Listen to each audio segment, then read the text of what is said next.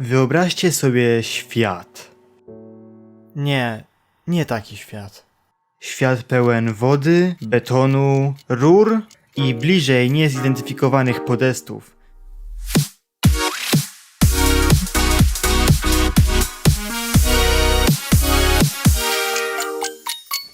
Cześć, tutaj ja Pajtek, a to był wstęp do wideorecenzji gry Refunct w wersji na konsolę Nintendo Switch. Zapraszam do oglądania. Refunct to jedna z dwóch gier niezależnych wydanych przez Dominique Grishofer, czyli twórcę Swarm Lake, w której tak naprawdę trudno opisać co robimy. Na stronie gry przeczytać można, że Refunct to pokojowa platformowa gra pierwszoosobowa o przywracaniu do życia martwego świata i tak naprawdę to właśnie o tym jest cały Refunct. W grze samej w sobie poruszamy się bliżej nieokreślonym osobnikiem, przemierzającym szary świat po to, aby dookoła siebie siać zieleń, czyli że jest beton, jest amur dla krówki.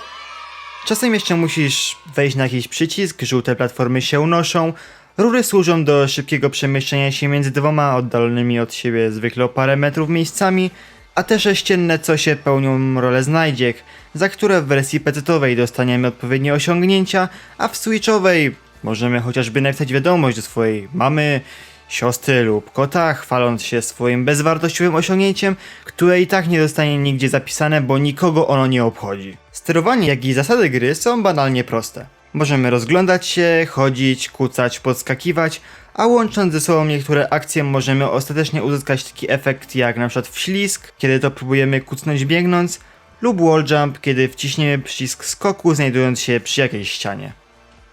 To co ja wyjątkowo cenię w grach, a czego w Refunctie nie zabrakło, to bogata, za mocne słowo, ale na pewno dobra oprawa dźwiękowa.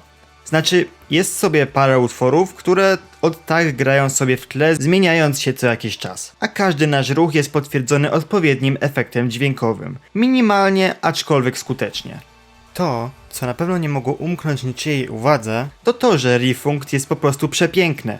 O ile nie należę do ludzi, którzy są tacy, wiecie, Team 4K i w ogóle, to o tyle szata graficzna Refuncta to jest na pewno coś, co uzupełnia świetny koncept gry. A na pewno sprawia, że wiele osób posiedzi w tej grze więcej niż kilka sekund. Czemu powiedziałem sekund, a nie minut? Otóż temu, że w kilka minut to Refuncta się przechodzi. A i tak jest to tytuł nastawiony głównie dla ludzi zmęczonych życiem, którzy może by chcieli w coś zagrać, ale jednak żeby w sumie nie za wiele trzeba było coś robić.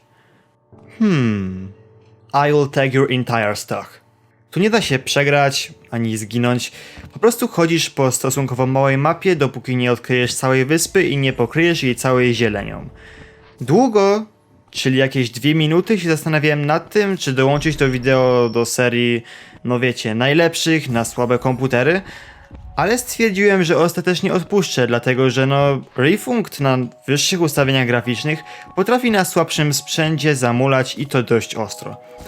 Pewnie wiele osób się teraz striggerowało, że na początku powiedziałem, że jest to recenzja gry na Switcha, a teraz mówię coś o PC-tach. No tak.